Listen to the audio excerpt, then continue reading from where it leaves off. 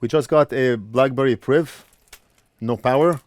Customer thinks it's a charging port problem, and he got us 2 charging ports. He bought them, and he realized that it's a lot of work, or he doesn't have the right tools to do the job, so he brought it here. He came from San Bernardino along with his wife. Nice couple, probably my parents' age. And he did mention that he left us a comment on YouTube. I did not read it, but looking at it right now, I do see it. And the comment is right here. Enjoyed your work and taken time to explain to the public what you are doing. I called you today and inquired about making the same repair to my Blackberry Priv. Your repair rates are reasonable. Thank you very much. He commented on a Blackberry Priv video that we did previously. I think this is an old video. Let me check.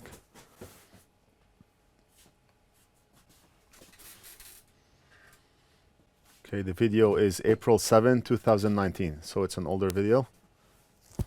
Let's take a look at the customer's board. It's already taken apart. It was brought in like this. So let's see what's going on. Any loose pins from the back here.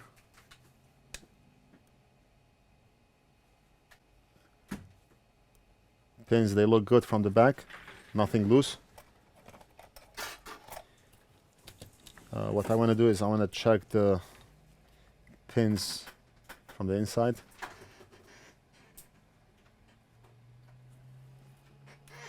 Right now, I do not think it's a charging port issue because the port looks good. And there's no reason to believe that the port is damaged.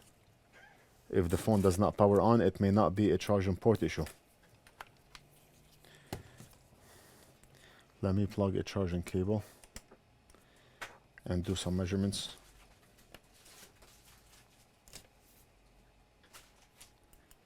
I mean, this last pin here does not look too good, but I do not see anything alarming.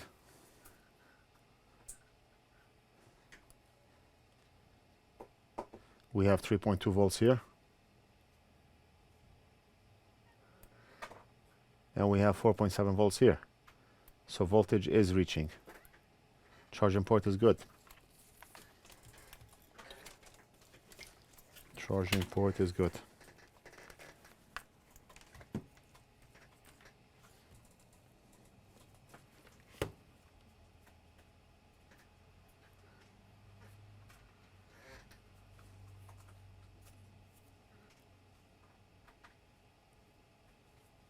Okay, nothing obvious.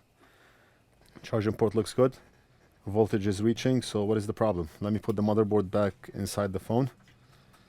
The board was taken out by the customer, so I'm going to put it back in and test.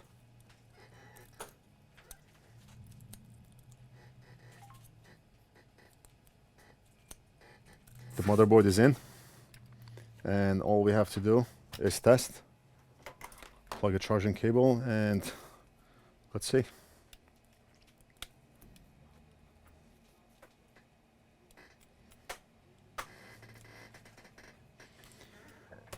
Zero charge. Meter is reading 0. Amps being drawn. I mean, the phone is turning on, but it could be on because the battery is currently charged. I do not know. That's all I see on the screen. And I did not turn the phone on. It just turned on by itself. What if we unplug the cable?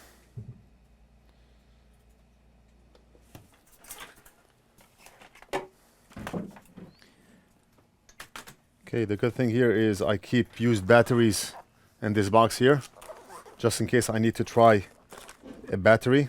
Right now, we do not know if the battery is good or if the battery is causing this behavior, but I do have a used one that we changed for a customer in the past, and I have it labeled as Priv, and it's a little bit expanding, but I do not care. We keep it just for testing. If we see any signs of life, when we plug this battery in, that would tell us that the problem is the battery. But if I did not have a used one here, then it would be hard to know if the battery is what's causing the problem. The board looks good, and no reason to believe that anything on the board is causing the problem. So let's try this used one and see.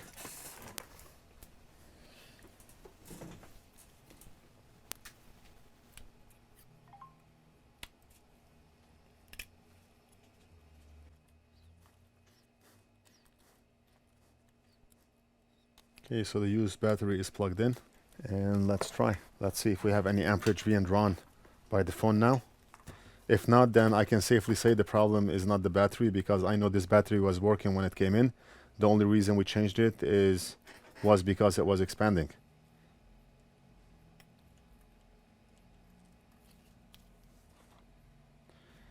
Zero amps being drawn. So the problem is not the battery.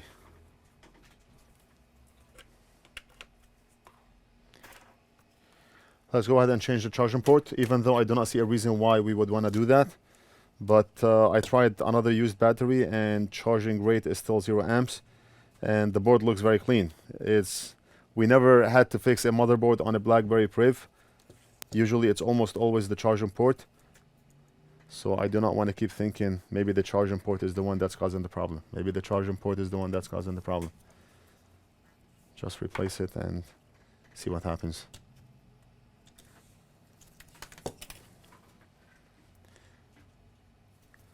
I'm going to start by applying a low melt solder so we can lower the melting temperature of the charging port.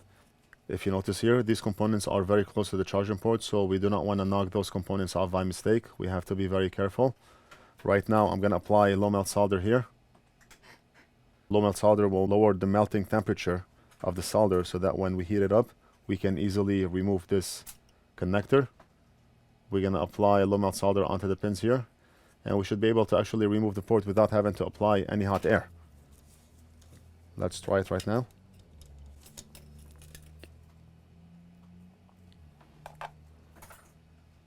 Add some flux.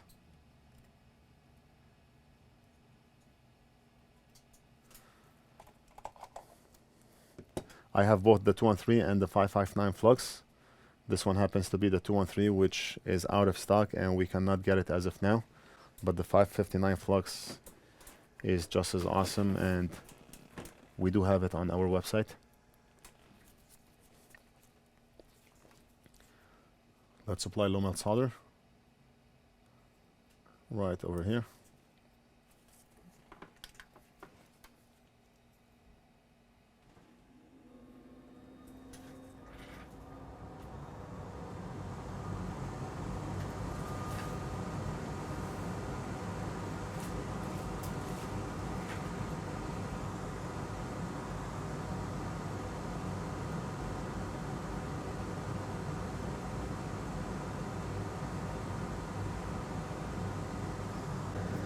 Let's switch over to a smaller tip because we're going to apply low melt solder onto the front pins, and we should be able to remove this charging port without having to apply hot air. Just want to secure the board on the board holder so it doesn't wobble when we are working on it. As you can see, like this, the charging port is right over here.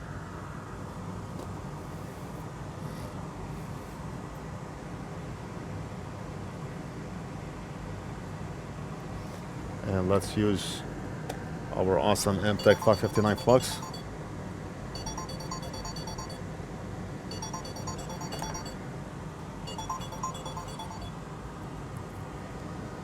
Right now I need a new tip, because look at this, when solder does not hold on to a tip anymore,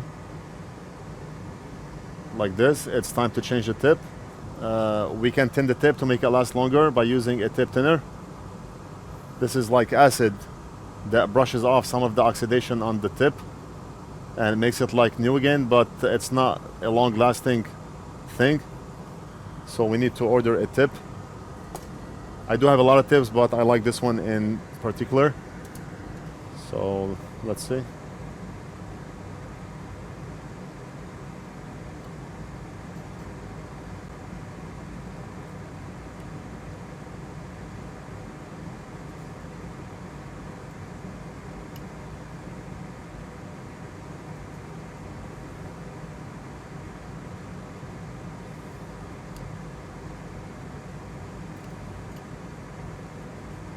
Okay, so we have enough low melt solder here, and if you notice, low melt solder is melting on the edge.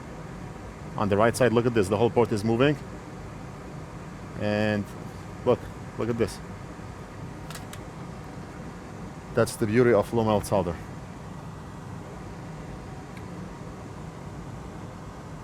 And a lot of you are gonna ask, where do we buy it from? our website. We have it on our website. You can buy it in sticks. Each stick is about 6-7 inches. We cut it in half and we send it to you in 2 pieces. So if you order 2 sticks, you will receive 4 because we cut them in half. The stick is long, so we put it in a container and we cut it in half. Low melt solder is like magic. Let's wick off the solder and solder a new charging port connector.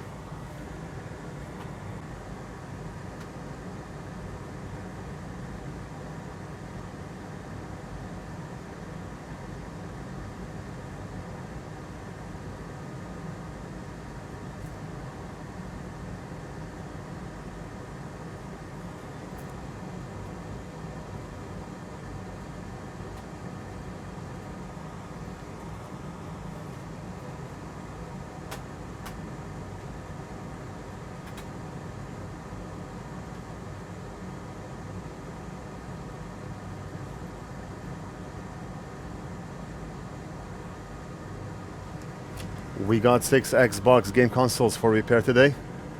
4 of them came by mail and 2 of them came to our shop here. I guess people have nothing else to do during this coronavirus pandemic other than playing video games.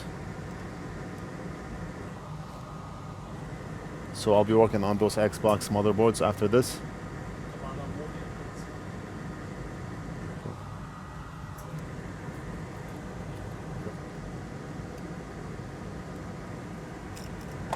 Again, let's use our Amtech 559 Flux.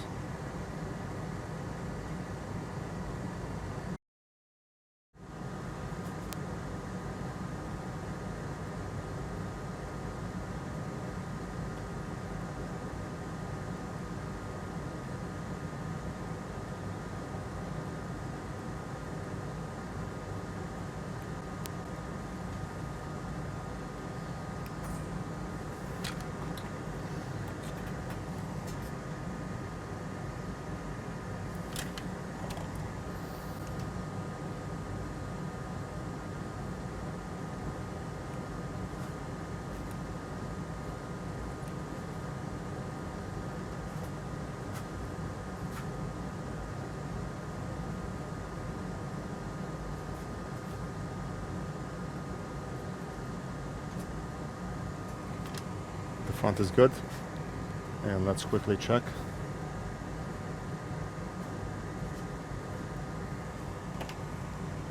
Let's solder the back.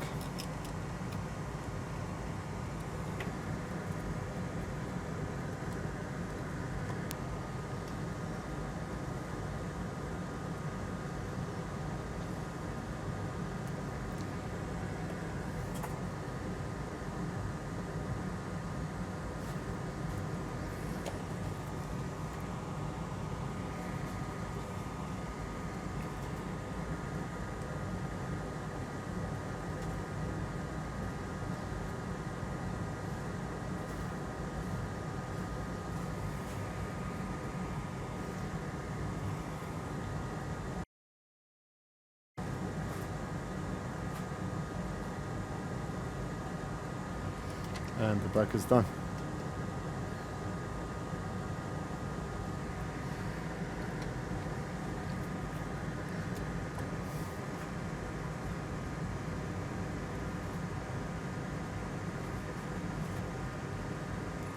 Let's look at the front one more time.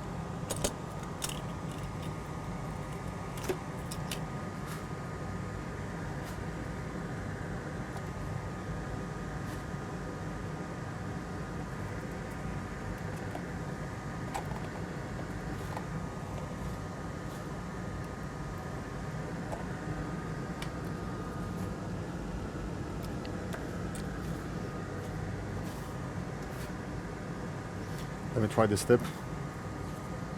This is a fairly new tip. I haven't used it much.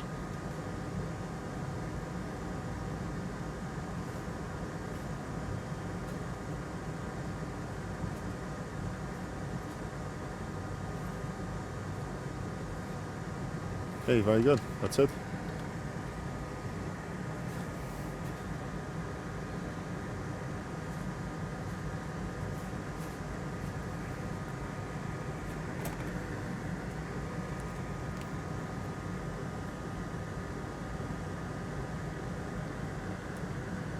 Very nice. Very nice. So let's try it. I would be surprised if it worked because it didn't look bad to begin with. But things are not always as they seem or as they appear.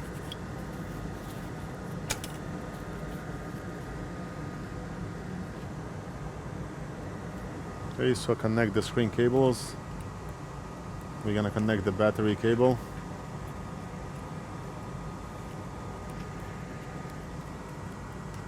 And battery cable is connected.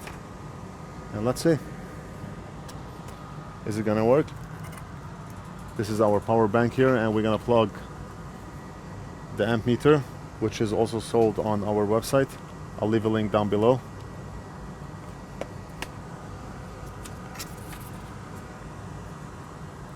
And let's plug it in.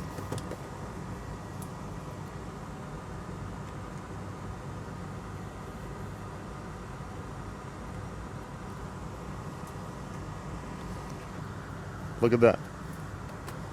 Look at that. The phone is charging now. So what happened? No idea. No idea how this worked, but it's working.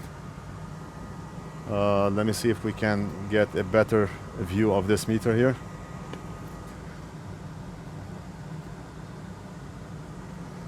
Amps being drawn by the phone is 1.17, 1.18. Let's look at it under the microscope here. Look at this. Current 1.16. And we do see the light on the phone right now. So the phone is fixed.